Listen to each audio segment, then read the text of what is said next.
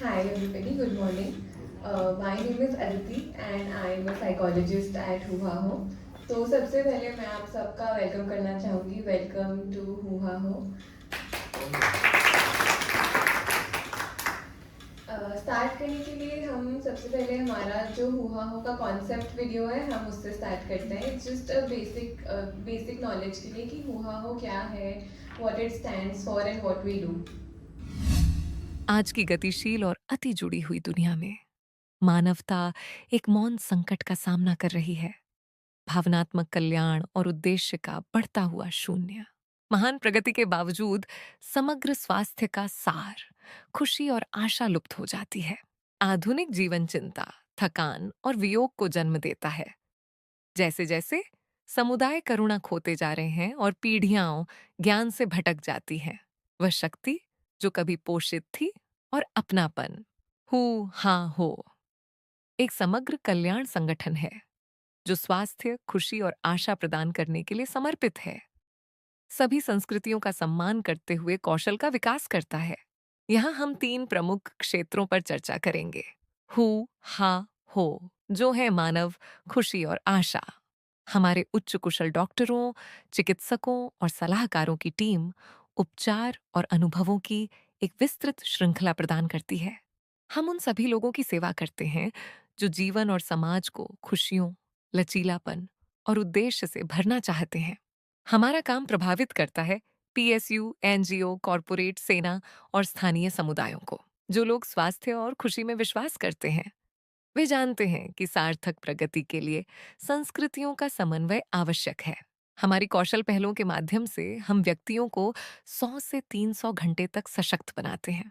Automotive, स्वास्थ्य सेवा, रक्षा और शिक्षा जैसे क्षेत्रों में वैश्विक सांस्कृतिक आदान प्रदान पहलों के जरिए हु हा हो कल्याणकारी ज्ञान, पारंपरिक स्वास्थ्य प्रथाओं और मूल्य आधारित जीवन शैली को साझा करने को बढ़ावा देता है। ये आदान प्रदान प्रत्येक संस्कृति की समृद्धि का जश्न मनाते हैं, आपसी सम्मान, सहानुभूति और समझ को प्रोत्साहित करते हैं। वे भूगोल और विचारधारा की बाधाओं को दूर करते हैं और स्वास्थ्य सेवा, जागरूकता, शिक्षा तथा स्थिरता में सहयोग को प्रेरित करते हैं। प्राचीन परंपराओं और आधुनिक विज्ञान के बीच सेतु बनाकर हु हा हो अधिक दयालु, शांतिपूर्ण और परस्पर जुड़ी दुनिया का पोषण करता है, जहां सामूहिक कल्याण, सांस्कृतिक सद्भाव और मानव प्रगति सहज रूप से सह अस्तित्व में है। हमारी सुविधा 15,000 वर्ग फुट में फैली हुई है, पश्चिम नई दिल्ली, भारत में स्थित। ये आत्म स्वीकृति, कायाकल्प, आत्मविश्वास और जीवन में संतुलन बढ़ाने के लिए समर्पित है। ये उद्देश्यपूर्ण जीवन को बढ़ावा देता है और एक केंद्रित मानसिकता को विकसित करता है। इससे उत्पादकता में वृद्धि होती है, भावनात्मक लचीलापन, सचेतनता और संतोष में सुधार आता है। यह समग्र खुशी सूचकांक को बढ़ाता है। हु हा हो, जहां स्वास्थ्य, खुशी और आशा मिलकर मानवता को स्वस्थ बनाते हैं। मुझे आशा है कि आपको हमारा कॉन्सेप्ट पसंद आया है। मैं आगे बढ़ाने के लिए अब अपने सर को फाउंडर मिस्टर हर्ष वशिष्ठ को बुलाना चाहूँगी। तो सर। सबको मेरा नमस्कार और आप सबका स्वागत है और थैंक्स टू मिस्टर वरुण दलाल जिन्होंने आज इतना अच्छा इनिशिएटिव लिया और सबसे बेस्ट पार्ट ये है कि बहुत शॉर्ट नोटिस पे लिया और आप सबका जो शेड्यूल रहता है वो हम सबको पता है कितना बिजी है और कितना डिमांडिंग है। और सैल्यूट टू दिल्ली पुलिस जो आप लोग देश के लिए, दिल्ली के लिए और हम सबकी सुरक्षा के लिए लगे रहते हैं। तो वो एक नेक्स्ट लेवल जज्बा है आप लोगों का और कहीं ना कहीं आपके डीएनए में ऐसा है, आपके पेरेंट्स से आपको वैल्यूज मिली हैं तभी आप लोग ये चीज़ें सर्व कर पा रहे हो। एक आम आदमी को शायद वो बातें समझ में ना आए, बट अगर वो डीपली सोचेगा तो उसको समझ में आएगा कि कितना इंपॉर्टेंट और क्या प्रोफाइल है, कितना सेक्रीफाइस करते हो आप लोग अपने फैमिली फ्रंट पे, अपने पर्सनल डिजायर्स और डिमांड पे। तो thanks to you and big clap for Delhi police. हमारा ये जो एक उद्देश्य है, जो हमने एक संस्था बनाई है जिसका नाम है हु हा हो। हु यानी एच यू, इंग्लिश में बात करूं तो ह्यूमन हैप्पीनेस होप। इसके फर्स्ट टू वर्ड्स है ये जो चीजें हैं, यानी एच यू, ह्यूमन का एच यू, हा मतलब हैप्पीनेस, खुशियों का एच ए और होप से, आशाओं से एच ओ। यानी उम्मीदें। तो आई थिंक पूरा वर्ल्ड जो है वो खुशियाँ, आशाओं और उम्मीदों पे ही काम कर रहा है और इसी की आवश्यकता है। हम लोगों को ये करते हुए आज करीब 12 साल हो गए हैं और हमें लगता है कि जिसकी आशाएं बनी रहेंगी तो उसकी खुशियाँ ऑटोमेटिकली आ जाएंगी। और जो आशाएं हैं, अगर हम बात करें पूरे वर्ल्ड के अंदर, एक ऐसा एज ग्रुप है जो सबसे ज़्यादा सेंसिटिव है, वो है 13 से लेके 25-30 साल वाला एज ग्रुप, जिसके ऊपर शायद पूरा परिवार और सारे एज ग्रुप डिपेंड करते हैं। भाई अगर मैं हूँ आज, मैं आई एम क्लोज टू 50, तो मुझे सबसे ज़्यादा खुशी किसमें मिलेगी कि मेरे बच्चे कुछ बन जाए। तो बच्चे क्या होंगे, वो 13 से 25-30 साल होंगे, उन्हीं की चिंता करते हैं हम लोग, जो सब कुछ रिसोर्सेज अरेंज कर रहे हैं, अपने को सब कुछ कर रहे हैं। जो यंग है उनकी बात अलग है, बट उनके पेरेंट्स उनकी चिंता करते हैं। आपकी खुशी देख के आपके माँ बाप को खुशी मिलती है और उनकी खुशी देख के शायद आपके ग्रैंड पेरेंट्स अगर घर पे हैं, दादा दादी, तो उनको खुशियाँ मिलती हैं। So we all are linked, क्योंकि हम तो वसुधैव कुटुंबकम की बात करने वाला देश है हमारा। G20 में जो था पूरा का पूरा, दिल्ली पुलिस का तो जबरदस्त वंडरफुल सेफ्टी सिक्योरिटी का अरेंजमेंट्स रहे हैं। उसके बाद हमारा देश, हम वन अर्थ वन नेशन वाले लोग हैं, हम किसी से लड़ना नहीं चाहते। तो हम जो है ड्राइविंग फोर्स है हुआ हो की, इंसानियत, खुशियाँ, उम्मीदें। And the best part is कि वर्ल्ड में शायद हमारा देश ऐसा है जो कि हमें लगता और कमियां है हमारे अंदर, बट हम औरों से बहुत बेटर है। अगर मैं अफ्रीकन साइड की बात करूं तो वहाँ इतने रिसोर्सेज हैं कि बाकी देश उनको मिसगाइड करते रहते हैं खनिज लेने के लिए, उनके मिनरल्स लेने के लिए। तो उनके घर में पढ़ाई लिखाई नहीं होगी, बट AK-47 होगी, क्योंकि अलग अलग डायरेक्शन है। अगर मैं यूरोप की बात करूं तो उन लोगों ने इतनी तरक्की करी है, जितनी भी कंट्रीज है, कि ऑडी मर्सिडीज तो बना ली, बट उसके बाद उनकी जनरेशन ही नहीं है। वहाँ 70-70, 80-80 साल के लोग बैठे हुए हैं, जिनका आगे मतलब कोई है ही नहीं वारिस की, उनकी लेगेसी कौन कैरी करेगा, तभी वो पीछे रह गए। सेम आज जापान का है। किसी टाइम पे जो है 35-40 साल वाले लोग, उन्होंने कैमराज में देखा होगा फ्यूजी, और फ्यूजी फिल्म्स आती थी, कोडेक आती थी, पैनासोनिक आता था, सोनी कौन कर रहा है आज? तो कहीं ना कहीं जापान भी पीछे हो गया, बिकॉज नेक्स्ट जनरेशन नहीं है। हमारे यहाँ बेस्ट पार्ट क्या है कि हमारे देश में 142 करोड़ जो लोग हैं, उसमें 60-65% जो लोग हैं वो यंग जनरेशन है। यंग जनरेशन मतलब उनको ड्राइव करना बड़ा इंपॉर्टेंट है। अगर यंग जनरेशन को हमने ड्राइव कर दिया, यंग जनरेशन को क्या चाहिए आज? कोई मुझे इस बारे में अगर बताया कि यंग जनरेशन क्या चीज चाहती है, एक युवा को क्या चाहिए, कोई भी आप में से कोई भी बताए, थोड़ा चर्चा को है ना वो करें। जितना आप इजी फील करोगे, अपने को अंदर से खोलोगे, इंटरेक्टिव बनाओगे, उतना ज्यादा इस इनिशिएटिव जो आज हमने लिया है ना, थोड़ा सा मजा आएगा।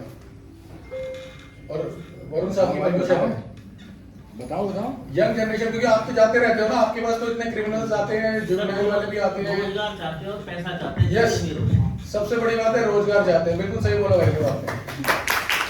अगर उसको रोजगार मिल जाएगा ना तो लेफ्ट राइट सोचेगा ही नहीं। रोजगार मिलते ही उसकी आशाएं मिल जाएंगी। रोजगार से क्या मिलेगा भाई साहब? तो खुशियां पैसे से ही आएंगी। तो जिसकी आशाएं बन गई, पैसा बन गया, वो कभी भी इंसानियत नहीं छोड़ेगा। वो इंसानियत इंसान बना रहेगा। हैवान तब बनेगा जब ये दोनों चीजें उसकी मिस हो जाएंगी और वो डिप्रेशन में आ जाएगा और संगति गलत हो जाएगी, तब उसमें जाएगा। तो पूरे वर्ल्ड के अंदर एक ही सोल्यूशन है कि लोग लड़े ना। उसका ये है कि जो युवा है, हम बात करते हैं ना जेनजी, बांग्लादेश कर दिया, उधर नेपाल हुआ अभी रिसेंटली, लेह लद्दाख में भी स्टार्टिंग हुई थी, पाकिस्तान हो चुका, श्रीलंका हो चुका। तो जो जेनजी है, जिसके पास सबसे ज्यादा एनर्जीज हैं, उसी को लोग मिसगाइड कर रहे हैं। आप लोग तो खुद मतलब आपके सामने इतने सारे एग्जांपल्स और प्रूफ हैं कि एक गजेटेड ऑफिसर का बेटा भी चेन स्नैचिंग में लगा हुआ है। क्यों लगा हुआ है? क्योंकि उसको पता ही नहीं है इसके आफ्टर इफेक्ट क्या है। कोई समझाने वाला आज रहा ही नहीं है समाज में। टीचर्स डर के बैठे हुए हैं कि मेरी कंप्लेंट हो जाएगी, मेरी जॉब चली जाएगी। 2 मिनट लगते हैं खाली कंप्लेंट डालो, रिएक्शन तो लेगा कोई ना कोई, और वो अपना काम ही नहीं कर रहे हैं कि मेरी जॉब चली जाएगी। और गवर्नमेंट ने ऐसी पॉलिसी कर रखी है कि ग्रेड दे दो ABC, किसी को 10 तक फेल मत करो, 10वीं तक, और सारे के सारे ग्रेजुएट है। ना डॉक्टर मिलता है, सॉरी, ना आज हमें पेंटर मिलता है, ना वेल्डर मिलता है, ना सर्विस टेक्नीशियन मिलता है काम करने के लिए, ना कारपेंटर मिलता है। ये हमारे समाज का बहुत बड़ा एक प्रॉब्लम रेज हो रही है, जिसको एड्रेस करने के लिए गवर्नमेंट ने कौशल विकास पे काम करना स्टार्ट किया। वो हम 10 साल से कर रहे हैं। हमने जब एक अपना टाटा का शोरूम नजगढ़ में ओपन किया तो हमें पता चला, बड़े सारे भाई होंगे क्योंकि दिल्ली पुलिस में तो हरियाणा, राजस्थान सब है ही, तो उनके पास सारे रिसोर्सेज है, अच्छा पैसा भी है, बट वहां शायद बाउंसर बन के खुश है। किसी कैफे के बाद बॉडी बना ली और प्रोटीन एक खा के खड़े हो जाते हैं। यार योगा टीचर बन जाओ, मेडिकल कुछ उसमें काम कर लो, बाउंसर बन के भागा ही नहीं जाएगा 2 किलोमीटर से ऊपर, बस शरीर फूला हुआ है। तो मेरे देश का युवा बाउंसर क्यों बने? तो कहीं ना कहीं कोई रोजगार ले लो। आज हमारे युवा को हमारे माननीय प्रधानमंत्री जी ने 140-50 कंट्री में उसको वर्ल्ड डे होता है 21 जून, हमेशा योगा डे बनता है। हमारे आयुर्वेदा इतना पावरफुल है कि मतलब बड़ी सारी चीजें हैं। तो हमारा हुआ उसी के बारे में है कि हम अपनी चीजों को पहचानें, उस पर गर्व करें और सबको सपोर्ट करें। खुशियां बांटने से और बढ़ेंगी। और हमारा तो डीएनए भी ऐसा है हिंदुस्तानी का, हमारे घरों का। आप सब भी वैसे ही हैं, क्योंकि हम सबका डीएनए तो एक ही है कि हम खुशियां जरूर स्प्रेड करते हैं बट दुख अपने तक ही रखते हैं। शायद कई बार अपने दुख अपनी वाइफ को भी नहीं बताते, या फैमिली में बता दिया, माँ बाप को बता दिया, पर बच्चों को नहीं बताएंगे। बच्चों को तो यही समझो, हम सब बोलते हैं ना, पढ़ो बेटा, जो कर सकते हो करो, हम तुम्हारे साथ है, खड़े हो, चाहे उसकी ईएमआई चल रही हो। बट बच्चों को डायरेक्शन देनी बहुत जरूरी है। उसके लिए स्कूल अपना काम कर रहा है, जितना भी कर रहा है वो कर रहा है, but end of the day सारी प्रॉब्लम्स केवल एक ही डिपार्टमेंट पे आती है, जो हमने काम किया था पीछे सिविल लाइंस में आज से 1.5 साल पहले, जब कुछ जुवेनाइल क्राइम्स हुए थे वहां संजय बस्ती में, तिमारपुर थाने में, जहाँ 13-14 साल के 4-5 बच्चों ने मिलकर सुबह एक बच्चे को पार्क में बुलाया 6-7 बजे और उसका मर्डर कर दिया। बात ये नहीं थी कि मर्डर कर दिया, चलो मर्डर हो जाते हैं, मान लिया, बट 30 बार 35 बार चाकू मारना 13-14 साल के बच्चे से बच्चे को, वही बहुत बड़ी बात है कि दिमाग में क्या चल रहा है भाई। ऐसा किसने ब्रेन वॉश कर दिया कि तुम्हारे अंदर इतनी कुंठा, इतना ज्यादा भरा हुआ है कि तुमने उसको 37 बार स्टैप किया। So that is something for worry for Delhi police. तब वहां पर थे, मुझे आज भी ध्यान आता है, मनोज मीना साहब थे डीसीपी, जिनसे ये चर्चा हुई हुआ के बारे में। तो उन्होंने हमें एक चैलेंज दिया कि क्या मेरे थाने की पीसीआर कॉल्स कम हो सकती हैं।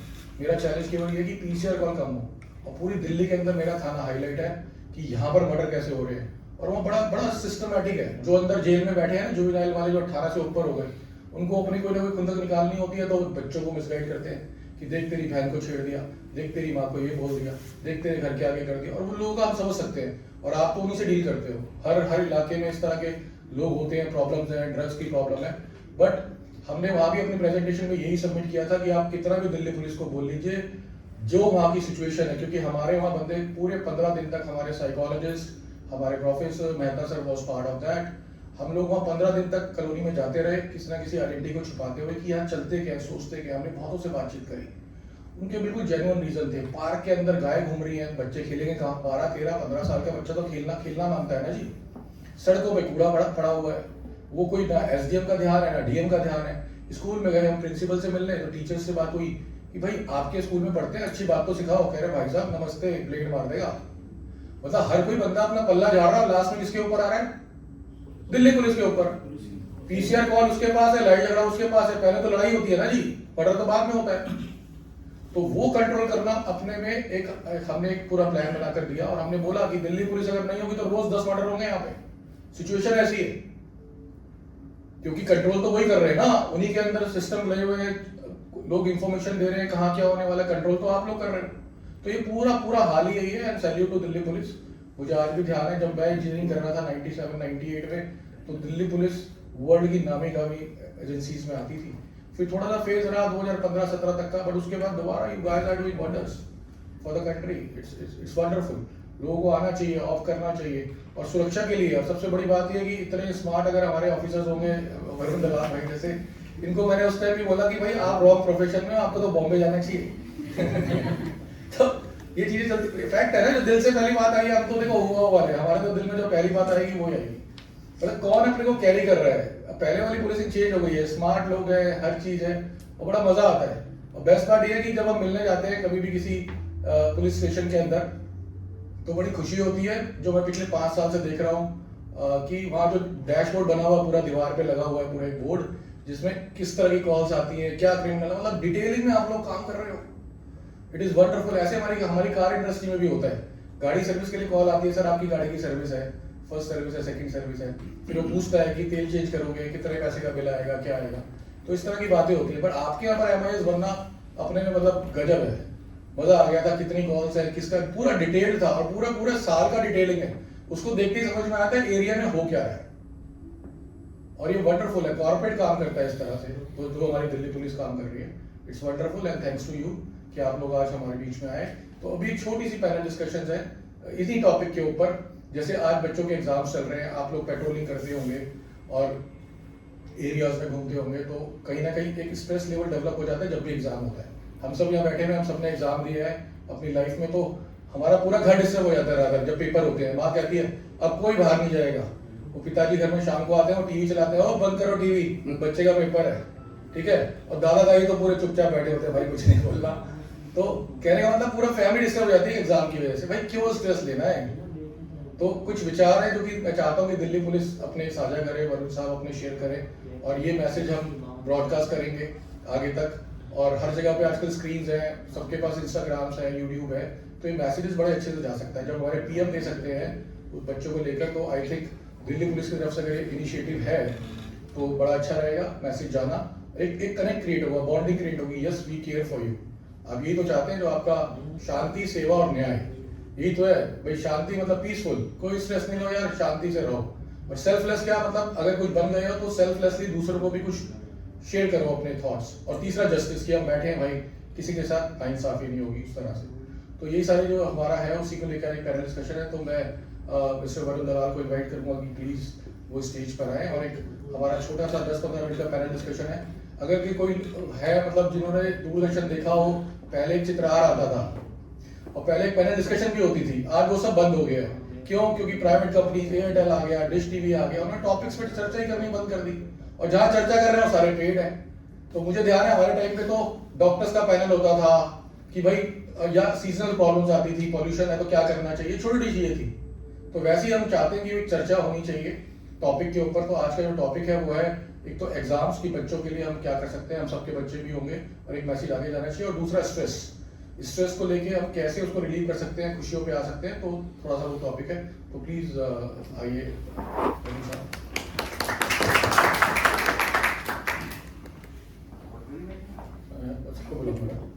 अब मैं बुलाना चाहूंगा हमारे बीच में मिस्टर परमवीर मेहता। ये प्रिंसिपल स्कोप है जो कि हमारे कुआओ ब्रांड के हैं। पिछले 10 साल से सर्चुअस फिल्म्स का काम कर रहे हैं, बच्चों को डायरेक्शन दे रहे हैं, और इनका 35 साल का तजुर्बा है मारुति सुजुकी में काम करने के लिए। और इनके फादर साहब भी एयरफोर्स में रहे हैं, तो डिफेंस वाले लोगों का एक अलग से अपब्रिंगिंग रहती है जो फोर्सेस में रहते हैं उस तरह। और अब मैं बुलाना चाहता हूँ डॉक्टर दीक्षा राठी को। ये जो है होम्योपैथी डॉक्टर है। तो अभी भी इस पूरी चर्चा के बाद हम लोग जो है हमारे यहाँ में काफी सारी चीजें, अगर कोई आप डॉक्टर से बात करना चाहें, आयुर्वेदिक डॉक्टर भी यहाँ पर है, डाइटिशियन भी यहाँ पर है इन हाउस, और होम्योपैथी डॉक्टर भी यहाँ पर है। और हर किसी को कोई ना कोई समस्या रहती है, किसी के फ्रोजन शोल्डर है, घुटने में दर्द है, या उंगली स्मेल कर जाती है, थोड़ा सर्वाइकल का इशू है, तो आप लोग डिस्कस कर सकते हैं। इसके बाद हमने एक साउंड सेशन रखा हुआ है आप लोगों के लिए, कॉस्मिक एनर्जीज के ऊपर जो है, और आपको बहुत अच्छा लगेगा। और उसको आप अगर अनुभव करेंगे तो कहीं ना कहीं आपको मतलब नेक्स्ट लेवल, मैं गारंटी देता हूँ कि आप लोगों ने शायद जिन्होंने पहले नहीं लिया वो एक बिल्कुल अद्भुत चीज़ों को एक्सपीरियंस करेंगे। तो उसके बाद एक सेशन रखा हुआ है, जैसा कि आपके जो बॉस है मिस्टर वरुण दलाल, उन्होंने बोला कि मेरी टीम को मुझे स्ट्रेस फ्री करना है। जैसे अभी किसी भाई साहब को भी बोल रहे थे जिन्होंने नाइट ड्यूटी कर रखी थी और उनको नींद आ रही थी, वो सब चीज़ें हैं। तो अगर आपने वो 15-20 मिनट ले ली तो शायद आपकी एक रात की नींद पूरी हो जाएगी। तो उसके भी कुछ है, तो उसके बाद वो चीज़ करेंगे। तो मैं बुलाना चाहता हूँ शिवानी जी को, जो कि डाइटिशियन है यहाँ पर, और अदिति गोयल जो कि साइकोलॉजिस्ट है, जो स्पेशली बच्चों के हैप्पीनेस कैरिकुलम पे काम कर रही हैं कि बच्चों की मानसिक स्थिति क्या होती है। देखिए, जिसको पता होगा ना कि वो गलत कर रहा है तो कभी गलती नहीं करेगा। हम सब काम करते हैं सही समझ के, वो गलत होता है क्योंकि वो एक्चुअली में गलत है, बट हमें तो सही लगेगा ना। नहीं तो अगर किसी को पता है कि गलत है तो क्यों करेगा भाई? गरम तवे पे कौन हाथ रखता है? सबको पता है गरम है, हाथ ही नहीं रखेगा। बट हमें लगता है कि हम सही कर रहे हैं, बट एक्चुअली में कहीं ना कहीं गलती होती है, जो कि समय बता देता है, या हमारे काउंसलर्स बता देते हैं, एडवाइजर बताते हैं, हमारे सीनियर्स बताते हैं, उस तरीके से। तो मैं स्टार्ट करना चाहता हूँ सबसे पहले मेहता सर से ही, क्योंकि ये प्रिंसिपल रहे हैं, बच्चों के माइंडसेट को समझते हैं, और बाकी सारे लोगों के ये मोटिवेशनल स्पीकर भी रहे हैं, और कई लोगों के इन्होंने काफ़ी चीज़ों के मतलब सॉल्यूशंस दिए हैं लाइफ में, चाहे वो रिलेशनशिप इश्यूज हों या वो लीगल मैटर्स हों। तो कहीं ना कहीं एक इनका वो स्टेचर हो गया, एक्सपीरियंस हो गया है कि ये वो चीज़ें शेयर कर सकते हैं, दूसरों के दर्द को या दूसरों की प्रॉब्लम्स को सुनना और उसको सॉल्व करना। तो ओवर टू मेहता साहब, कि आपको क्या लगता है? Thank you sir. Good morning everybody, नमस्कार। आप सबका बहुत बहुत स्वागत है तहे दिल से। और मैं चाहूँगा कि मुझे जितना भी समय मिले उसमें मैं कुछ ऐसे की नोट्स या की वर्ड्स दूं जो बड़े पावरफुल हों, क्योंकि खाली बात करूँगा तो कोई फायदा नहीं उसका, बहुत कुछ बोल सकते हैं। तो एक चीज़ होती है डेडलाइन। ये जो बच्चे हैं इनके सामने जैसे जैसे वो डेडलाइन का जो वर्ड आता है ना, इनमें एक ब्लड प्रेशर रेज होना शुरू हो जाता है, घबराहट शुरू हो जाती है कि साल भर तो पढ़ा नहीं, साल भर तो मैं खेलता कूदता रहा, मैंने ध्यान दिया नहीं, स्कूल में ध्यान दिया नहीं, काम में ध्यान दिया नहीं, होमवर्क में ध्यान दिया नहीं, क्लास में ध्यान दिया नहीं, ट्यूशन में ध्यान दिया नहीं। तो ये जो ध्यान नहीं दिया इसका मतलब है कि भटक गया। हम सब अपने बच्चों को जो देश का फ्यूचर है, जिन्होंने कुछ बनना है, उनको जब तक गुमराह होने से नहीं बचाएंगे वो आगे कुछ नहीं बन पाएंगे। तो सबसे पहले उनको ऐसे परिवार के अंदर जो माहौल मिलना चाहिए कि वो एक अच्छे नागरिक बन सकें, बेसिक्स उनके क्लियर होने चाहिए, उनको मीनिंग ऑफ लाइफ पता होना चाहिए कि जिंदगी है क्या। अब हर शब्द का ना एक बड़ा पावरफुल मीनिंग होता है। डेडलाइन बोलते हैं उसको पहला वर्ड लगता है dead, which is very negative, which is not giving life. यही उसको ये बोला जाए कि यार फिनिश लाइन है, आपकी फलानी तारीख को इस डेट को एक फिनिश लाइन है, उसमें आपने मैथ्स का टॉपिक खत्म करना है। Maths is a chapter which will be very useful for your whole life. तो वो अपनी रिवर्स कैलकुलेशन कर ले और सबसे पहले उस पर अटैक करो जिससे डर लगता है। जिस सब्जेक्ट से, जिस चीज से उसको डर लग रहा है बच्चे को, उसका डर हटाओ, उसे डराओ नहीं। वो इतना डर जाता है परिवार से, स्कूल से, टीचर से, ट्यूशन मास्टर से, सबकी तरफ देखता है तो उसको लगता है इतने बड़े बड़े लोग हैं, सब मिलके मुझे दबाने में ही लगे हुए हैं। वो बेचारी नन्ही सी जान है, एग्जाम देने जाना है उसको ये तक नहीं पता कि मैं पढ़ क्यों रहा हूँ, इसका मकसद क्या है। तो उसको पहले लाइफ का मीनिंग समझाया जाए, उसको महत्व समझाया जाए। उसका बड़ा अमूल्य अतुल्य जीवन है ये। It's a very very precious life of everybody, आप सबकी भी, हमारी भी। ये जन्म मिल गया इंसान का, यही एक बहुत बड़ी बात है। तो उसके अंदर इसका डर नहीं होना चाहिए, because fear is false evidence appearing real. झूठे प्रमाण लगते हैं सच्चे। आप भी किसी को पकड़ते हैं, अगर उसने चोरी नहीं किया, गुनाह नहीं किया है, तो वो बेचारा घबरा के बेहोश हो जाता है। डर इतनी बड़ी चीज है। तो उसके अंदर से उस डर को निकालें और वो अपना जो फिनिश लाइन है उसकी रिवर्स कैलकुलेशन करके तैयारी करे। प्लस जैसा हमारा घर का माहौल होगा वैसे ही हम बनेंगे। अगर हमारे में परिवार में डिसिप्लिन नहीं है या घर के अंदर जो है डिसिप्लिन नहीं है, ऑर्गेनाइज्ड नहीं है, मान लो आपका कमरा है, चारों तरफ सब कुछ बिखरा ही हुआ है, तो आप समझ लीजिए आपकी जिंदगी भी बिखरी ही रहेगी। आपका ऑफिस है, चारों तरफ फाइलें ही फाइलें पड़ी हुई, यही नहीं पता फाइल है कौन सी, और ऑर्गेनाइज्ड नहीं है, तो आपका जीवन बिखरा ही रहेगा, आपका ऑफिस भी बिखरा ही रहेगा। तो पहली बात तो आती है कि हमने डरना नहीं है। दूसरी बात ये आती है कि हमें अपने लाइफ का मीनिंग पता हो, पर्पस ऑफ लाइफ पता हो, रीजन ऑफ माय वर्क पता हो, तो उसके अंदर उसमें पावर जनरेट होगी। और जैसे ही आप अपने कमरे को, घर को, ऑफिस को, पहला काम सिर्फ ये करना शुरू कर दे बच्चा कि अपने आप को ऑर्गेनाइज कर ले, तो उसकी जीत पक्की है। वो ये पहले तो ये सीखेगा कि मुझे अपने अंदर डिसिप्लिन कैसे पैदा करना है। हाँ बिल्कुल, वहीं से शुरू होती है उसकी जर्नी। तो दो चीजें मुझे समझ में आई है। जो पहला तो डरना नहीं है, जो कंट्रोल हो सकता है एग्जाम में। एग्जाम टाइम में देरी नहीं बचे तो कहाँ पर वो अपने को लाइफ के बारे में सोचेगा। हाँ। तो पहला तो डर हो गया। और आपकी डर की डेफिनेशन बताई, डर का पूरा वर्ड होता है FEAR, फियर।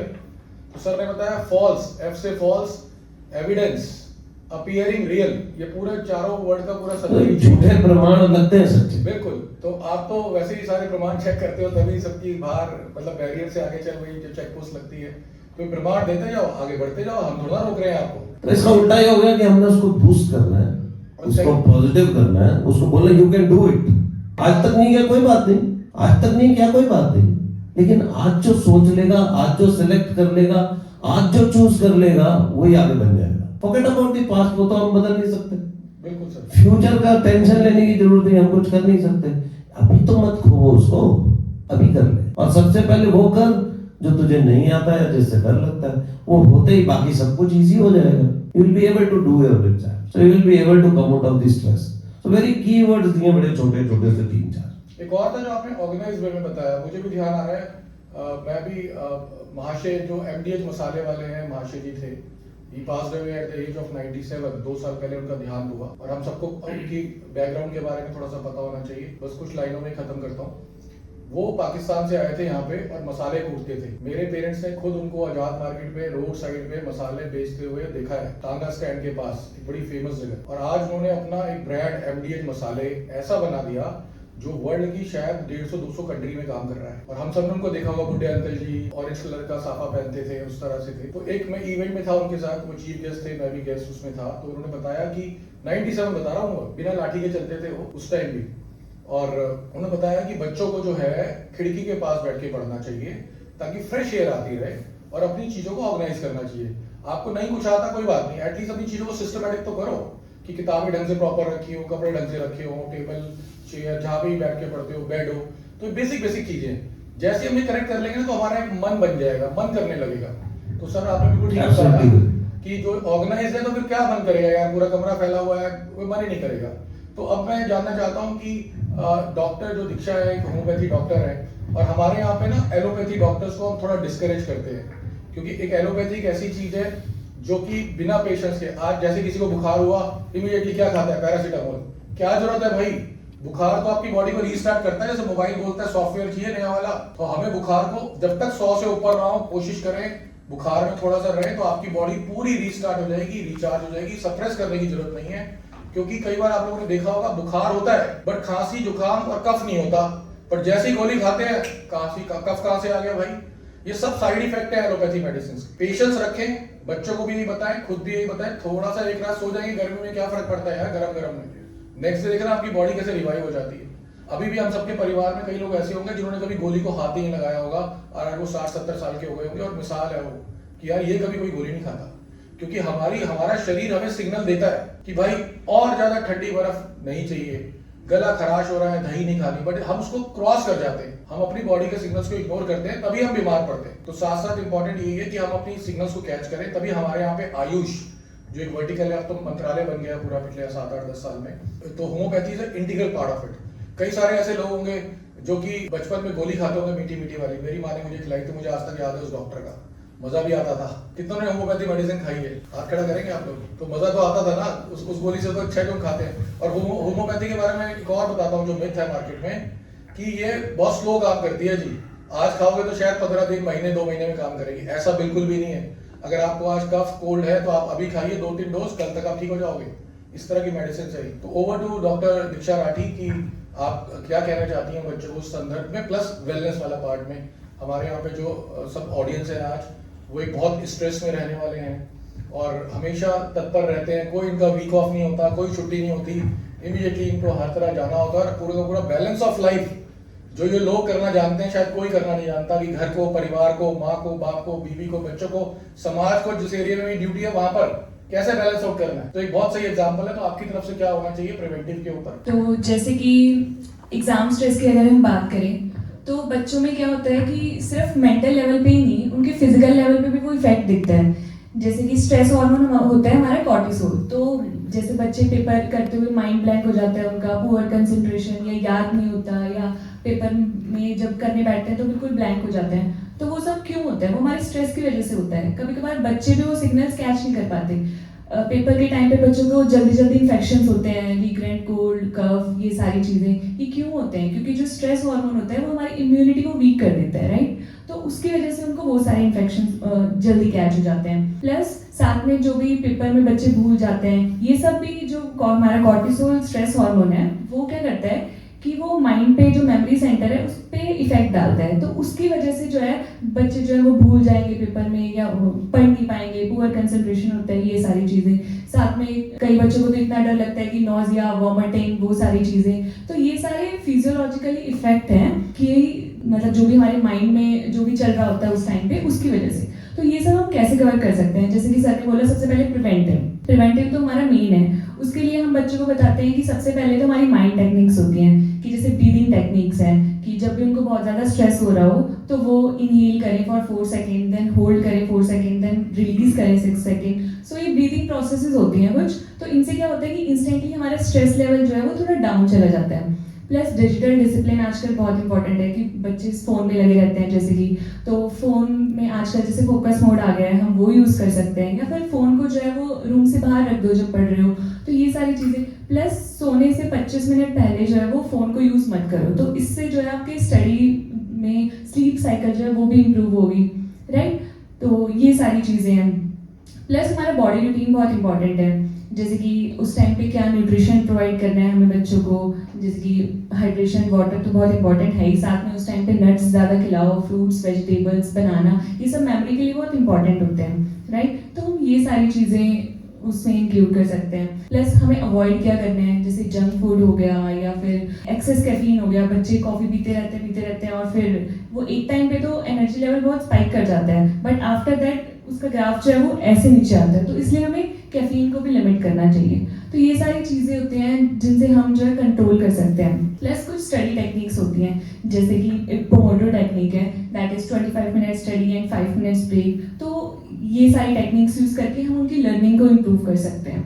सो ये सारी चीज़ें ऐसे। Very right. मुझे भी याद आ रहा है कि जब मैं 10th-12th के पेपर देता था तो उस टाइम एक रेडियो पे 0 आवर शो स्टार्ट हुआ। कई लोगों को याद आ रहा होगा, जो 12 बजे ठीक डॉट स्टार्ट होता था, उसमें ना हिंदी गाने आते थे, तो उस टाइम के चलते थे। मैं आपको बता रहा हूँ ये 92-94 की बात। और उस टाइम जो मैथ्स के सवाल होते थे ना, करने में इतना मजा आता था, परमुटेशन कंपोजिशन धगा वो ठीक होते चले जाते थे, क्योंकि माहौल वैसा था। और कुछ ना कुछ माँ बना के रख देती थी रात के लिए। तब तो स्विगी जोमेटो थे नहीं कि ऑर्डर प्लेस करो और सब खाना मंगाओ। तो ये बड़ा वो था कि आपकी सराउंडिंग्स अच्छी हो और एक माहौल बना हो, तो सबको मजा आता है उस काम को करने में। अभी भी तो यही होता है ना, अगर घर से सुबह अच्छे से निकले हैं, एक मन में शांति है, पूरा दिन अच्छा निकलता है। कई बार लोगों ने सुना भी होगा कि बिना खाए घर से निकलोगे तो भाई पूरे दिन खाना कोई नहीं पूछेगा, और होता है वाकई ये सब चीजें। तो प्रिवेंटिव के लिए बिल्कुल सही बताया आपने जो चीजें हैं। अब मैं वरुण दलाल से आपसे पूछना चाहता हूँ कि आप कैसे मतलब अपना स्ट्रेस कंट्रोल करते हैं, और अपने एरिया में जो आपके यहाँ सिटीजन जो रहते हैं वो कैसे कंट्रोल करते हैं, प्लस आपकी टीम को मोटिवेट करना, सबको चार्ज अप करना। क्योंकि कहीं ना कहीं आपका जो मोतीनगर का जो थाना रहा है वो शायद बेस्ट थाने का अवार्ड भी मिला उसको 1.5-2 साल पहले। तो आप लोगों ने अपना बेंचमार्क पहले ही इस लेवल पे सेट किया हुआ है कि लोगों की जो उम्मीदें हैं, इवन आपके बॉसेस की जो उम्मीदें हैं, जो मंत्रालय की है, जिस डिपार्टमेंट के अंडर आता है, वो पहले ही इतना ऊपर है, तो उसको मेंटेन करना भी आसान नहीं है, जस्टिफाई करना। तो ओवर टू यू सर। सबसे पहले तो जब मैंने ज्वाइन किया था तो जो हमारे थाने का जो स्टैट्स थे, जो क्राइम चार्ट जब मैंने देखा था, it was not that good. तो सबसे पहला स्ट्रेस तो मेरे को यही हुआ था देखते ही कि इसको कवर अप कैसे करना है, क्योंकि काफ़ी दिनों तक जो थाना था ना वो ट्रांजिशन मोड पे रहा था।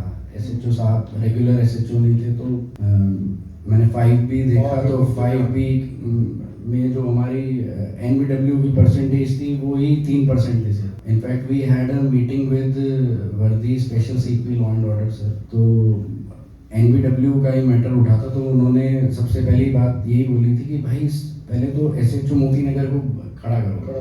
कहते भाई तुम्हारी तो कब तुम चाबी डालोगे कार में, कब स्टार्ट करोगे, चलेगी कब। फिर मैंने बताया सर, फिर DCP सर ने बताया sir he is recently join, so he is बहुत बड़ा गैप था मुझे। अब वही चीज़ हमने फिर काफ़ी कुछ देखा कि रीडर ऑफिस में भी काफ़ी रजिस्टर्स मेंटेन नहीं थे, तो स्ट्रेस स्टार्टिंग में हुआ था, but it was a post जिसको थोड़ा सा देखना पड़ता है कि we have to perform, we have to show our performance. So उसका स्ट्रेस शुरू में था, और कुछ हमारे जो DCP सर थे वो काफ़ी ही वाज क्वाइट स्ट्रिक्ट, और वो काम के मामले में मतलब कि सब जानते हैं विचित्रवीर साहब क्राइम को लेके इज़ वेरी पर्टिकुलर। तो टीम बड़ी अच्छी थी, मतलब कि हमने काफ़ी देर रात काम किया जी। तो किया, तो करने के बाद फिर अच्छा भी लगता है कि हाँ काफ़ी प्रेस रिलीज भी आई है, और हमारे सारा जितना भी हीनियस था इट वाज 100%। तो धीरे धीरे करके 2-3 महीने में चीज़ें ठीक लगने लगी थी। तो स्ट्रेस को रिलीज, तो काम जब ठीक हो जाता तो उस दिन स्ट्रेस रिलीज हो जाता, लेकिन ये हमारी नौकरी ऐसी है, पता नहीं 2 मिनट के बाद फिर एक नया स्ट्रेस आ जाता है। अब मैं ये वाली दिवाली हमारी अच्छी गई है, लेकिन लास्ट दिवाली वाज हॉरिबल। मतलब दिवाली नहीं, हमारा दिवाला ही निकला। उसमें लगातार 10 के 10 दिन एक हीनियस केस ही हुआ है। Attempt to murder, robbery, dacoity, rape, मतलब कि every day it was a heinous offence. और हमारी टीम ने सारे के सारे डे टू डे बेसिस पे वर्कआउट किए हैं, दिन रात करके। तो इट इज़ वेरी मतलब काम है, लेकिन भाई अब घर में जैसे भाई मैं तो सब कुछ छोड़ के बैठा हूँ अभी, लेकिन अब इनको तो घर भी जाना होता है ना, रोज डेली जा नहीं सकते हैं, काम ऐसा है। अब घर पे और भी काम होते होंगे, बच्चों के भी हैं, और जैसे लेडीज़ हैं, जैसे ऐसा ही लवलीन है, तो इसका भी बच्चा छोटा है, तो कभी कभी डांट भी खाती है मेरे से, लेकिन पता नहीं कैसे करते हैं हम सब, क्यों नौकरी ऐसी है जी हमारी कि खुद को ही आप लोगों ने कमिट कर रखा है कि नहीं करना है इसको, हाँ, और डट के तो करना है। फिर हम जो भी छोटी मोटी कुछ चीज़ें होती हैं उसमें कुछ सोच लेते हैं कि ठीक, कभी कभी पार्टी कर लेते हैं, तो कर लेते हैं, मतलब यही है जी हमारे साथ। बहुत बढ़िया। तो दो चीजें समझ में आई मुझे, जो आपने सबसे पहले बोला और जो ऑडियंस सुन रही है इस बात को, और जो ये वीडियो बाद में भी देखेंगे नागरिक, उनकी बात कर रहा हूँ कि दिवाली आप सब में हम सब मनाते हैं, बट पुलिस का क्या है, वो आपने उनके डायरेक्टली उनके मुंह से सुना कि किस तरह से वो हाँ। चीजों को शांति और अब जब आपके यहाँ पे जब मैं आया ना, आपने थोड़ा सा जब ये सारा दिखाया, तो मैंने कहा it is really nice, I should show my whole staff, मतलब कि ये सब और आगे कहीं जाएगा, प्रमोट होगा, तो it is a very nice thing which you have started. बहुत अच्छा, मतलब हर एक के लिए, मतलब सिर्फ हमारी जॉब में, MNCs में भी बहुत ज़्यादा स्ट्रेस है, because my sister, my brother is working in MNC, तो उनका भी स्ट्रेस लेवल एक अलग ही लेवल का है। बिल्कुल सही आपने टच बेस किया। वहाँ पर तो इस तरह का है कि इन्फॉर्मेशन इतनी बाहर नहीं आती हैं। मतलब मैं ही एक एमएनसी को जानता हूँ, उसके साथ एसोसिएट है, वहाँ पर मीटिंग के अंदर ही एक रीजनल मैनेजर की डेथ हो गई। इतना प्रेशर लेके चल रहे हैं, क्यों? वो जो एज है ना 40 से 50 वाली, वो सबसे खतरनाक एज है। और आपने बहुत अच्छा पॉइंट टच बेस किया कि हमारा तो है ही, उसके अलावा कॉर्पोरेट में ज्यादा है। आप देखिए कितने केसेस हैं जहाँ पर बीपी शूटअप हुआ, आदमी गॉन, 40 साल 35 साल 45 साल। रीजन उसका पता है क्या? इग्नोरेंस। हमें इस वक्त बॉडी सिग्नल दे रही है कि मुझे पसीना आ रहा है, मेरे को सीढ़ी पे चढ़ते के साथ ही सांस फूल रही है, बट मैं कह रहा हूँ नहीं यार, थोड़ा और कर लूं। किसके लिए? बच्चों को बताऊंगा तो उनका तो मैं हीरो हूँ, अपने बच्चों से कैसे बात कर सकता हूँ। वाइफ को बताऊंगा तो टेंशन ले लेगी, पूरे घर का पीस हो सकता है डिस्टर्ब हो जाए। माँ बाप को बता नहीं सकता क्योंकि वो पहले ही 70 75 80 साल के हैं। तो हम सब जो है ना 40 से ऊपर 50 वाले आसपास, वो सारे अपने को क्या समझते हैं? ही मैन, सुपरमैन। अपने दिल का धन अपने पास रखो, शेयर ही मत करो डर के मारे। तो उनके साथ ही है। प्लस बॉडी चेकअप नहीं कराना। आप लोगों को फैसिलिटी है, मेरी रिक्वेस्ट यही है कि आप लोग हर 6 महीने अपनी बॉडी चेकअप कराइए, ताकि एटलीस्ट उस दिन का पता चल जाए कि बॉडी के अंदर क्या चीज डिस्टर्ब है, उसको हम ठीक कर सकते हैं। दूसरा जो आपने बताया वरुण साहब, बहुत अच्छी बात है कि नेवर गिव अप। कि जब मेरी यहाँ पोस्टिंग हुई थी तो चीजें डिस्टर्ब थी, और वाकई डिस्टर्ब थी। मैं खुद इस चीज का साक्षी हूँ, क्योंकि यहाँ पे उस टाइम 6-7 महीने का पीरियड ऐसा था, 4-6 महीने का, जब कोई एसएचओ थे ही नहीं, रेगुलर एसएचओ थे ही नहीं। उस टाइम हर चीज डिस्टर्ब हो गई। क्यों? जैसे आपने बताया कि नोटिंग नहीं हो रही है, पूरा परसेंटेज डिस्टर्ब हो गया। और ऐसे में कोई और ऑफिसर होता, वो कहता बॉस को, बॉस प्लीज यहाँ से हटाओ, मेरा ट्रांसफर मारो। बट आप डटे रहे और आपने अपनी टीम को अप्रिशिएट किया कि ये लोग मेरे साथ थे, इन सब ने मोर्चा संभाला और हमने ट्रैक पे ले आए, और इस बार की दिवाली अच्छी गई और सब कुछ है पब्लिक के लिए। तो ये बहुत बड़ी बात है। दो चीजों की लर्निंग है। तो ऑडियंस, बच्चे भी अगर सुन रहे हैं तो समझें कि फोर्सेस में आने का एक अलग नशा होता है, एक अलग यूनिफॉर्म का एक अलग क्रेज होता है, एक अलग ग्रेस होता है, और वो जो है वो नशा अनमैचेबल है भाई। और जहाँ जज्बा आ जाए देश के लिए, अपने स्टेट के लिए, तो बात ही अलग है। वो फीलिंग ही अलग कुछ और होती है, जो कि पैसे से बहुत ऊपर है। पैसा आने जानी चीज है, 50 चीजें और है, बट पैसा तो आएगा ही आएगा अगर आपका इंटेंट प्योर है, अगर आपकी मंशाएं ठीक है और आप अपनी ड्यूटीज को सर्व कर रहे हो, तो घर में हारी बीमारी नहीं आएगी, बच्चे बन जाएंगे, माँ बाप की लंबी आयु होगी, खुद की हेल्थ ठीक रहेगी, और हर चीज को आप सेलिब्रेट करोगे। यही बच्चों के लिए मैसेज है, बाकी उनके लिए मैसेज है। तो अब मैं आना चाहूंगा डाइटिशियन के ऊपर, जो हमारी डाइटिशियन है मिस शिवानी। इंपॉर्टेंट क्या है, जो हम सब समझते हैं इस बात को, कि आदमी जब बीमार होता है तो शायद डॉक्टर के पास सबसे लास्ट में जाता है, जब उसके कंट्रोल से चीजें बाहर निकल जाती हैं। मेरे को तो ध्यान है कि जब हम बचपन में बीमार होते थे तो हमारी माँ तो ₹1.25 रुपया निकालती थी, सिर पे घुमाती थी और मंदिर में रखती थी कि हनुमान जी को प्रसाद चढ़ाऊंगे। आज भी होता होगा, तो कहीं ना कहीं वो होता है। पर हम भी अपनी बातें कब बताते हैं? जब मेरे कंट्रोल से बाहर हो जाता है या हमारे कंट्रोल से बाहर हो जाता है, अपन जाके शेयर करते हैं वाइफ से, भाई बहन से या मदर से, कि मेरे साथ ऐसा चल रहा है। और फिर हमारी सबसे पहले किस चीज पे आती है? हमारी डाइट पे आती है। हमारा टेस्ट बदल जाता है, हमारा कुछ खाने का मन नहीं करता। और डाइट ही एक ऐसी चीज है जिससे हम सब कुछ अपना संतुलन कर सकते हैं शरीर के अंदर। तो ये हम सबको पता है, खाने से ही तो सब कुछ होता है। कई लोग यहाँ पर होंगे जो रात को कहते होंगे यार अनाज नहीं खाना, गेहूं नहीं खाना, सब्जी कितनी भी खा लो। और फिट रहने के लिए सुबह क्या करना है? ब्रेकफास्ट हैवी करना है। तो ओवर टू मिस शिवानी, कि आप क्या सजेस्ट करना चाहती हैं हमारे फौजी भाइयों को और साथ में बच्चों को, कि वो डाइट का कैसे ध्यान रखें? Thank you so much, sir. Good morning, everyone, and namaste. मेरा नाम शिवानी है। आज हम बात करेंगे कि हमारा जो एग्ज़ाम स्ट्रेस है और जो न्यूट्रिशन है वो आपस में लिंक कैसे होता है, राइट। हम सबको पता है कि हमारी बॉडी और हमारे ब्रेन को वर्क करने के लिए हमें एक प्रॉपर फ्यूल की ज़रूरत होती है, फ्यूल जैसे कि न्यूट्रिशन हो गया, राइट। बट आजकल हम उसको इतना निगलेक्ट कर देते हैं, या हमारी वो लास्ट प्रेफरेंस होती है कि चलो खाना तो हम कभी भी खा लेंगे, कुछ भी खा लेंगे, काम चल जाएगा हमारे शरीर का। बट ऐसा हमें नहीं करना है, स्पेशली बच्चों के केसेस में।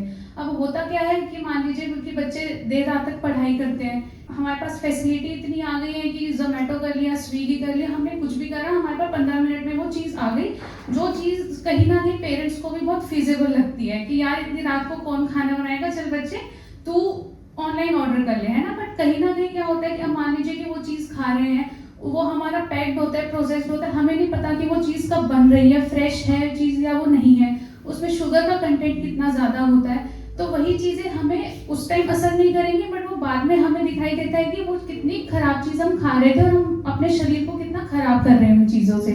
अगर मान लीजिए कि वो देर रात तक पढ़ाई कर रहा है और उसके बाद क्या रहेगा कि वो गलत चीज़ें खाते हैं, तो उनका जो नेक्स्ट डे कॉन्सेंट्रेशन हो गया पढ़ाई के लिए या फोकस होता है वो उनका खराब होने लग जाता है, ठीक है। तो हमें ये कुछ ऐसी चीज़ें ध्यान में रखनी है कि हम उनकी डाइट में इंक्लूड कर सकते हैं, जैसे कि प्रोटीन हो गया। प्रोटीन से क्या रहता है कि अगर हम बच्चे को एक अच्छा भोजन दे रहे हैं जिसमें हर मील में हम प्रोटीन इंक्लूड कर रहे हैं, तो उनका जो पेट है वो ज़्यादा देर तक भरा रहता है, जिससे उनको हर बार कुछ ना कुछ खाने की जो क्रेविंग होती है, इच्छाएं होती है, वो धीरे धीरे करके खत्म होने लग जाती है, ठीक है। पानी का इंटेक बहुत ज़रूरी होता है। आजकल हम पानी को बहुत ज़्यादा निगलेक्ट कर देते हैं कि जब हमें प्यास लगेगी तभी हमें पानी पीना है, और वो प्यास हमें चाहे पूरे दिन में हम 1 गिलास पानी पिए, 2 गिलास पानी पिए, बट वो आपको नहीं करना। आपको वॉच आउट करना है कि हम हर 1 घंटे में उनको पानी पिला रहे हैं, कि 1 गिलास आपको पानी पीना है, जिससे करके पूरे दिन में 8 से 10 गिलास पानी एटलीस्ट उनके शरीर में जाए। अगर पानी कम रहेगा आपके शरीर में तो जैसे इलेक्ट्रोलाइट इम्बैलेंस रहेगा, आप अपने काम पे कॉन्सेंट्रेट नहीं कर पाओगे, फोकस नहीं रहेगा और आपको एंजाइटी होने लग जाएगी। अगर एंजाइटी रहेगी तो आप चीज़ों को याद नहीं कर पाएंगे। जो बच्चे रहेंगे कि मतलब याद रहेगा, फिर थोड़ी देर बाद वो चीज़ें भूल जाएंगे, तो उससे उनके एग्जाम्स अच्छे नहीं जाएंगे। प्लस हमें उनको एनकरेज करना है कि जितना हो सकता है हमें घर का खाना खाना है, अच्छा जो पोषण जो चीज़ें रहती हैं वो हमें उनको देनी है, रात देन के हम उनको पैकेट वाली, प्रोसेस्ड वाली ऐसी चीज़ें जितना हो सकता है वो उनकी डाइट से अवॉइड करवाएं, ठीक है। और सोना सबसे इम्पोर्टेंट है। ऐसा नहीं है कि अगर आप एग्जाम की तैयारी कर रहे हैं तो आपको देर रात तक ही जागना है और पढ़ना है। हम अपना पैटर्न ऐसा बना सकते हैं कि टाइम से सो रहे हैं, मील्स जो है हम अपनी थोड़ी लाइट रखें ताकि एकदम से वो हैवी ना रहे हमारी बॉडी पे, क्योंकि आजकल होता क्या है कि हम खाते जा रहे हैं, बैठे रहते हैं, पढ़ते हैं, तो वो खाना डाइजेस्ट नहीं हो पाता है, जिसकी वजह से फिर आपको गट इश्यूज होने लग जाते हैं। और अगर आपका पेट खराब रहेगा तो आपका दिमाग वैसे ही कभी काम नहीं कर पाएगा, है ना। तो इसलिए हमें इन बातों का ध्यान रखना है कि थोड़ा सा उनका शेड्यूल में हम फिजिकल एक्टिविटी इंक्लूड कर रहे हैं, प्लस उनका जो डाइटरी पैटर्न है वो हम थोड़ा और इम्प्रूव करें, जिससे ओवरऑल जो उनका एग्जाम स्ट्रेस रहेगा वो भी थोड़ा सा कम रहेगा। तो डाइटिशियन शिवानी, आपने बड़े अच्छे से बताया कि जो स्विगी, जोमेटो और जितने भी पैक्ड फूड है, ये कहीं ना कहीं बीमारी और कहीं ना कहीं हमारा बॉडी डिस्टर्ब करते हैं अगर हम रेगुलर इंटेक करें। तो कहीं ना कहीं पेरेंट्स को ध्यान रखना है कि भाई वो क्या ऑर्डर कर रहे हैं और खासकर उनको घर का बना कर दें तो ज़्यादा अच्छा है। मैं साथ साथ आपसे भी जानना चाहता हूँ, जो हमारे फौजी भाई बैठे हैं दिल्ली पुलिस के, इन लोगों का लाइफस्टाइल बहुत डिस्टर्बिंग हो जाता है, क्योंकि पता नहीं कल सुबह कहाँ जाना है, रात को पता नहीं कौन सी मैटर के ऊपर इनको इमीडिएटली जाना पड़ेगा। तो इनके जो ईटिंग हैबिट्स है ना बहुत डिस्टर्ब है। शायद कहीं के लंच 5 बजे हो रहे हैं या हो ही नहीं रहा, या किसी को खाना रात को 12-1 बजे मिल रहा है, किसी को सुबह ब्रेकफास्ट मिला ही नहीं, इमीडिएटली कोर्ट भागना था भाई, लेट हो गए। तो ये लोग कैसे, मतलब आपके लिए कुछ थोड़ा सा इनके लिए कुछ की इस तरह का डाइट का, जैसे इनको आपने बोला प्रोटीन एक ऐसी चीज है हमारी सारा शरीर को चलाती है, एनर्जी वहीं से मिलती है। और सप्लीमेंट्स पे ना जाएं। मेरे हिसाब से एक सत्तू आता था हमारे यहाँ पे, चना है, चना अपने में भुना हुआ चना अगर आप खाना स्टार्ट करोगे, उसके पाउडर से सत्तू बना के अगर आप ट्राई करोगे, तो I think that will give you direct protein. Immediately आपकी बॉडी में 10-15-20 ग्राम प्रोटीन आ जाता है। तो कुछ इस तरह की की हो इनके लिए, ताकि इनको पता हो कि मैं जो ले रहा हूँ वो मेरे शरीर के लिए भी अच्छा और मुझे डिलीशियस भी हो। ऐसा नहीं है कि वेज खाना या पौष्टिक खाना या ग्रीन खाना टेस्टी नहीं होता, बहुत टेस्टी होता है। हमारा ग्रीन लाइफ कैफे है, आप ट्राई करना। अभी आपने लोगों ने पानी जो पिया वो चुकंदर का पानी है, यानी बीट रूट का पानी है, जो अपने में बॉडी को डिटॉक्स करता है, पीएच वैल्यू बॉडी का जो एल्कलीन बोलते हैं उसको मेंटेन रखता है। तो आप लोग डेफिनेटली अपनी चीजों को तो मतलब खाने का ध्यान रखते ही होंगे, बट कुछ और भी चीज अगर आपकी तरफ से हो इनके लिए कि इनकी लाइफस्टाइल के हिसाब से क्या आप रिकमेंड करती हैं? सो मैं इस बात को बहुत आसानी से रिलेट कर पाऊंगी कि आप लोगों के पास बहुत मतलब टाइम कम रहता है, ड्यूटी आवर्स आपके ज़्यादा रहते हैं, क्योंकि मेरे जो फादर है वो भी दिल्ली पुलिस में ही है, तो हमेशा उनको ऐसा रहता है कि अगर मान लीजिए कि उनका रेस्ट डे भी रहता है तो जैसे उनके पास फोन आता है तो उनको जाना ही पड़ता है, एनी वो कहीं पे भी है ना। तो इस चीज में आपका न्यूट्रिशन बहुत एक इम्पॉर्टेंट रोल प्ले करेगा आपकी डेली रूटीन में। प्लस फर्स्ट तो हमारा यही रहता है कि अगर आपकी बॉडी में इलेक्ट्रोलाइट बैलेंस अच्छे से है तो आपको एनर्जी करने की काम करने की ताकत आपको वैसे ही प्रोवाइड रहेगी। तो अपना पानी का इंटेक हमेशा आपको बैलेंस रखना है, ठीक है। अगर मान लीजिए कि आपको प्लेन पानी नहीं पसंद आता है किसी किसी को, या मन भर जाता है पानी पीने से, तो आप एक काम कर सकते हैं कि या तो कोई जैसे ग्लूकोन डी होता है घर पे बनाया हुआ, तो वो आप अपना बॉटल कैरी कर सकते हैं अपने साथ। तो रात जब भी आपको प्यास लगे या सिप सिप करके वो आप पानी अपनी डाइट में डेली रूटीन में ज़रूर ऐड कर सकते हैं। सेकेंड पॉइंट की जैसे मान लीजिए कि आपके पास घर पे खाना खाने का टाइम नहीं है तो आप उसको कैरी करके ले जा सकते हैं, और अपने साथ स्नैकिंग ऑप्शंस आप ज़रूर रखें, जैसे रोस्टेड चना हो गया, मखाना हो गया, ये जो चीज़ें रहती हैं, या फिर हमारी घर पे बनी हुई जो नमकीन हो गई, मिक्सचर्स जो होते हैं वो आपको ज़रूर इंक्लूड करने को। कभी ऐसा रहेगा कि टाइम नहीं मिल रहा है या बीच में हमें 5-10 मिनट का भी टाइम मिल रहा है तो एटलीस्ट हम वो चीज़ें खा लें, रादर देन कि हमने नमकीन बिस्किट चाय के साथ या रस वगैरह खा लिया। तो वो आप खाएंगे तो उससे आपकी बॉडी में कुछ एम्प्टी कैलोरीज जाती हैं, वो आपको कोई प्रोटीन हो गया, एनर्जी हो गया, वो कुछ प्रोवाइड नहीं कर रहे, एकदम से आपका शुगर स्पाइक करेगा तो आपको ही नुकसान करता है, ठीक है। बट मैं कोशिश हमेशा यही रहेगी कि आप जितना हो सकता है घर का बना हुआ खाना खाइए, अपना पैक करवा के ले जाइए, जब भी पॉसिबल होता है तो आप वो खा सकते हैं। कि रोल हो गया जैसे है ना, कि हमने रागी का जो आटा रहता है उसका हमने रोल बनवा लिया, बेसन का चीला, मूंग दाल का चीला, तो ये प्रोटीन रिच ऑप्शंस हमारी डाइट में रहते हैं। तो रादर देन कि आप सिर्फ गेहूं खा रहे हैं, ग्लूटेन खा रहे हैं, अगर आप ये चीज़ें इंक्लूड करेंगे तो आपको ज़्यादा देर तक एनर्जी भी प्रोवाइड करेगा आपके जो काम में, प्लस आपको भूख भी ज़्यादा जल्दी नहीं लगने देगा, तो ये आपके लिए प्लस पॉइंट रहेगा।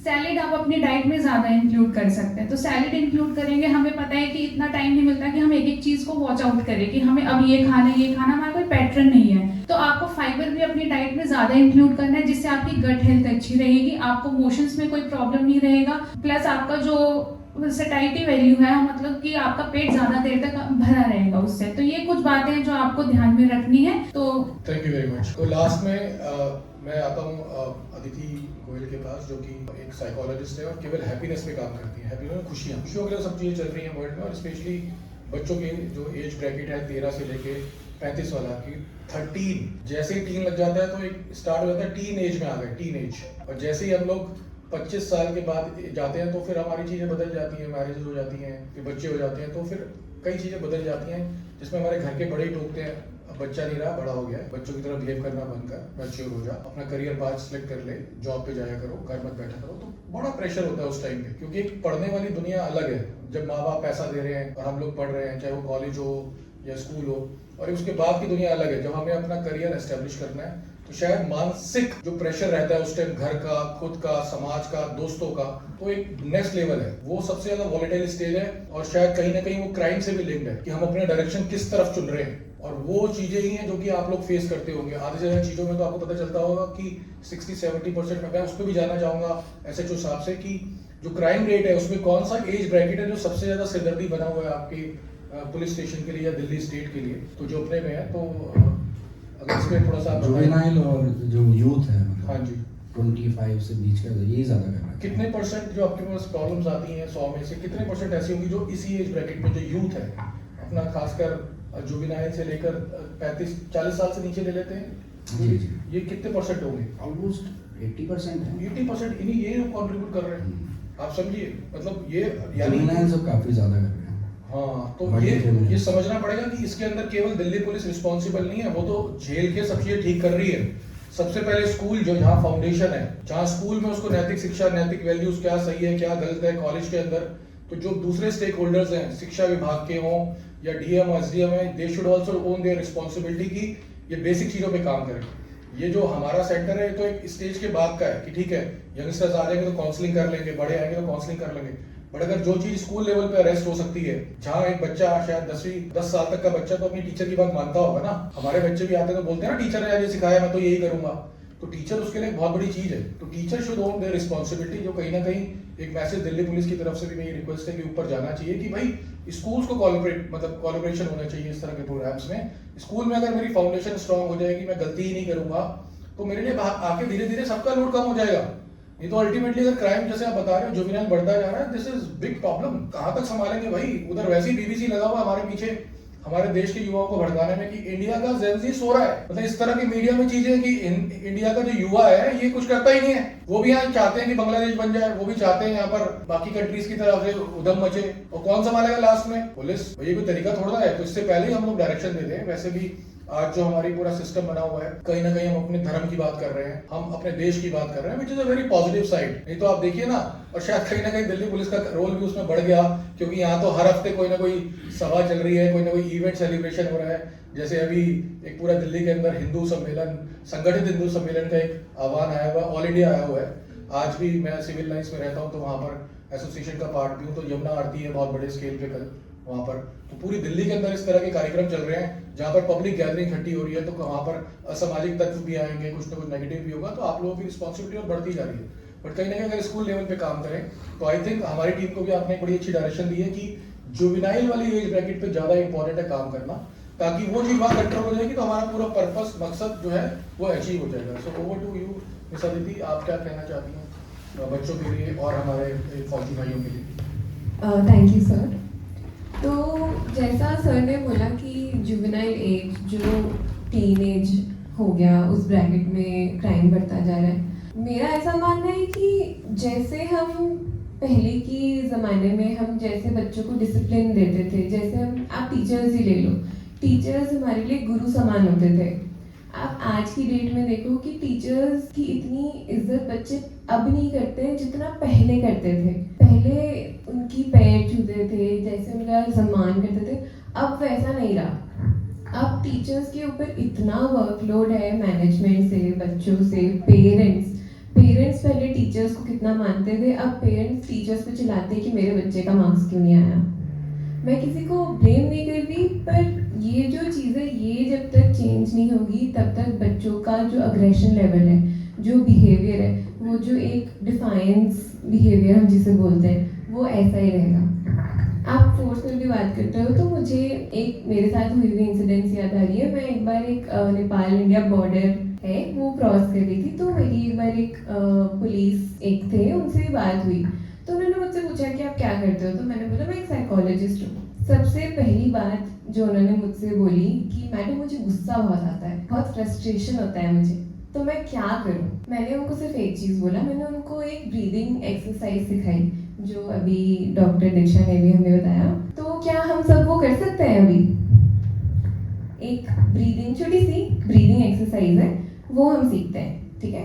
तो आप सब कंफर्टेबली अपने पैर ऐसे ग्राउंड पे रख के, हाथ अपने दोनों ऐसे हाथ रख के कंफर्टेबली बैठ जाइए, ठीक है? और अपनी आंखें बंद कर लीजिए। जो एक्सरसाइज है इसको हम बॉक्स ब्रीदिंग एक्सरसाइज बोलते हैं। तो इसमें करना क्या है कि 4 सेकेंड्स हम सांस अंदर लेंगे, that is we will inhale. 4 seconds हम वो सांस होल्ड करेंगे, हम रोक के रखेंगे वो सांस, और 6 सेकेंड्स के लिए हम वो सांस बाहर छोड़ेंगे।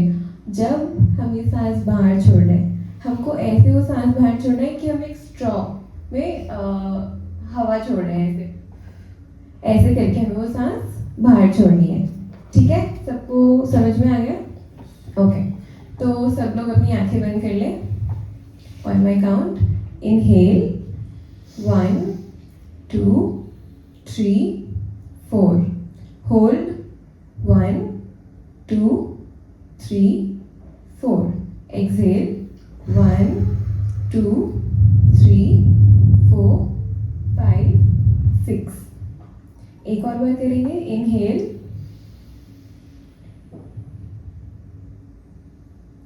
Hold and exhale.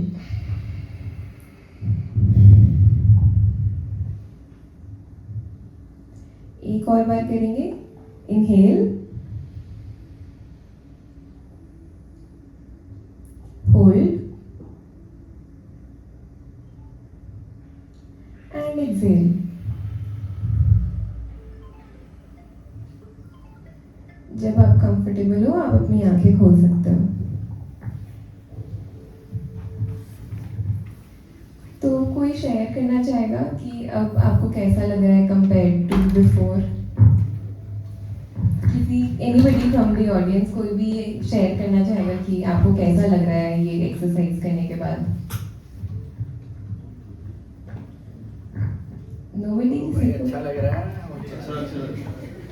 या जो आपके बॉस ने इनिशिएटिव लिया है आज, उसके बारे में आप कुछ कहना चाहते हैं, या हमें इम्प्रूव करने के लिए कि हुआ हो को ये भी करना चाहिए, या आपकी ये चीज़ थोड़ा ठीक नहीं है, इसको इम्प्रूव करिए, तो कोई सजेशन आप लोगों के एंड से हो तो मैं माइक देता हूँ आपको। और मैं चाहता हूँ कि ये चर्चा को आप थोड़ा सा है ना मीनिंगफुल बनाएं इंटरेक्शन करके, क्योंकि सुधार की आवश्यकता हर जगह होती है।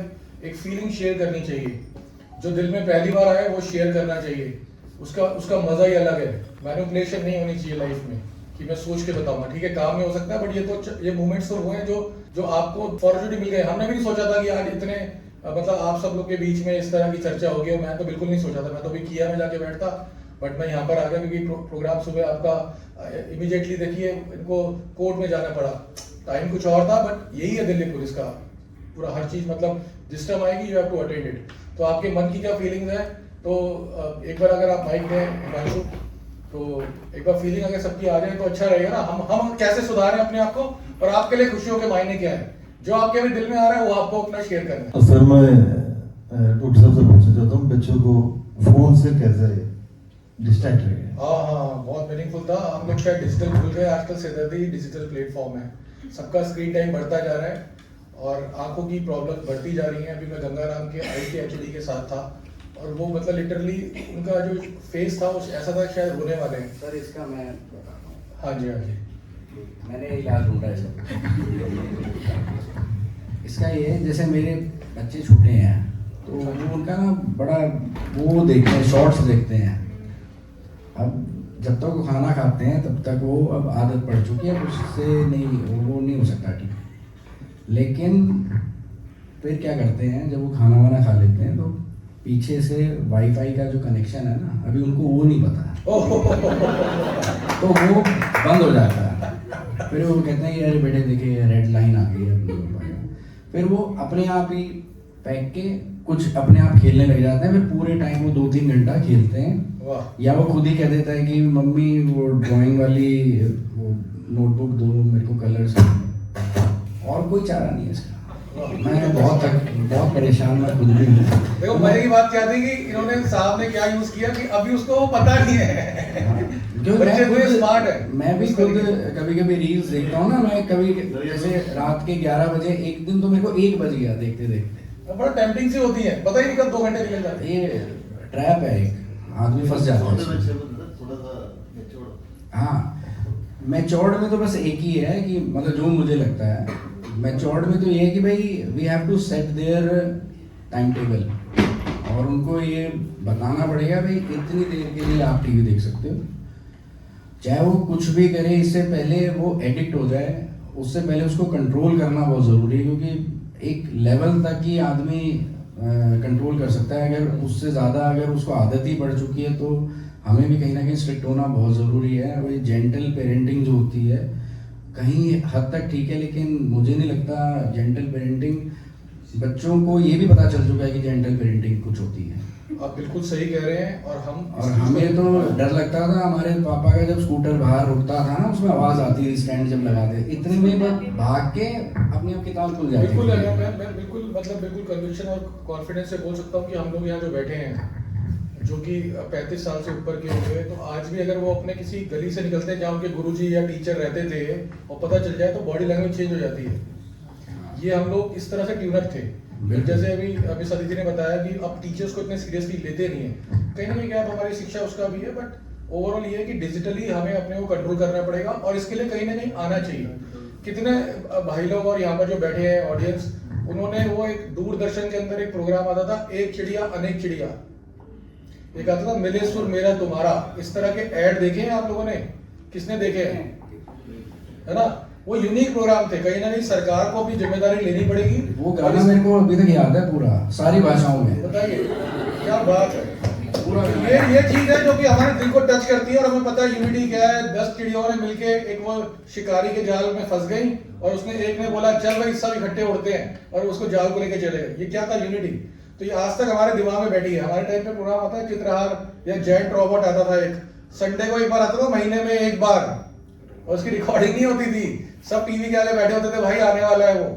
तो इस तरह की चीजें जो कि भूले नहीं है, बट कहीं ना कहीं मतलब गवर्नमेंट शुड टेक इनिशिएटिव कि बच्चों को क्या दिखाना है और कैसे सेंसिटाइज करना है। जैसे जब नया मोबाइल फोन आया तो उसके साथ आता था पिछले 2005 के बाद कि चलते हुए। आप बता दो, ये तो मैंने अपना बताया था, आप तो एक्सपर्ट।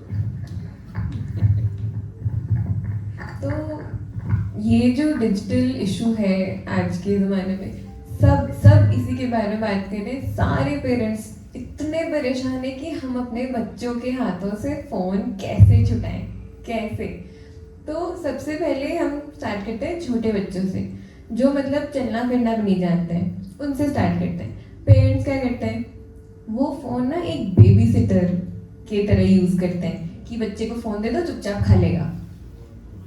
अब क्या करना है, बच्चे को ना अपने फूड के साथ, अपने खाने के साथ आप खेलने दो। वो कचरा कर रहा है, वो गंदा कर रहा है, वो अपने कपड़े पे लगा रहा है, आपके कपड़े पे लगा रहा है, टेबल पे जो कपड़े लगी होती उस पे लगा रहा है, करने दो।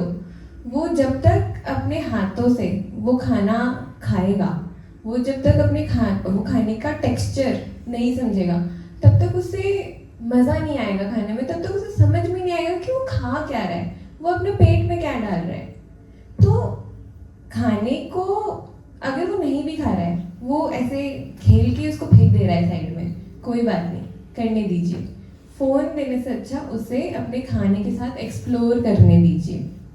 नेक्स्ट, थोड़ा बड़े बच्चे हो गए, अब वो खावा तो लेते हैं, पर अब वो बस अपने फ़ोन लेके बैठ जाते हैं, रील्स, शॉर्ट्स, यूट्यूब, नेटफ्लिक्स जो भी है वो सब चलाते रहते हैं। तो उनको आप बहुत एक स्ट्रिक्ट डिसिप्लिन में फ़ोन टाइम दे दीजिए कि आपको इतने टाइम से लेके इतने टाइम तक आपको फ़ोन मिलेगा। इसके बाद एक हमारे में टेक्निक होती है, उसको हम टोकन इकोनॉमी बोलते हैं। तो उसमें हम फ़ोन देते हैं एज अ रिवॉर्ड कि आपने अपना सिलेबस कंप्लीट कर लिया, आपने अपना काम कर लिया, अब आपको आधे घंटे के लिए फ़ोन मिल जाएगा एज अ रिवॉर्ड। तो आप ये सारी चीज़ें भी इम्प्लीमेंट कर सकते हो अपने बच्चों के साथ। फिर जैसा सर ने बोला कि आप वाईफाई बंद कर दो, वो एक बहुत अच्छा टेक्निक है। अगर आपके बच्चों को नहीं पता है कि चलो हम वाईफाई बंद कर सकते हैं, तो वो भी बहुत अच्छी टेक्निक है। तो ये सारी चीज़ें हैं, कुछ चीज़ें जो हम इम्प्लीमेंट कर सकते हैं अपने बच्चों के साथ। Thank you very much. और मैं जितने भी पैनल पे लोग बैठे हैं और ऑडियंस, आप सबका थैंक यू करना चाहता हूँ, इस प्रोग्राम को विराम देना चाहता हूँ। और ऐसे जो साहब को थोड़ा सा एक पौधा वेट करके इस प्रोग्राम को ख़त्म करते हैं।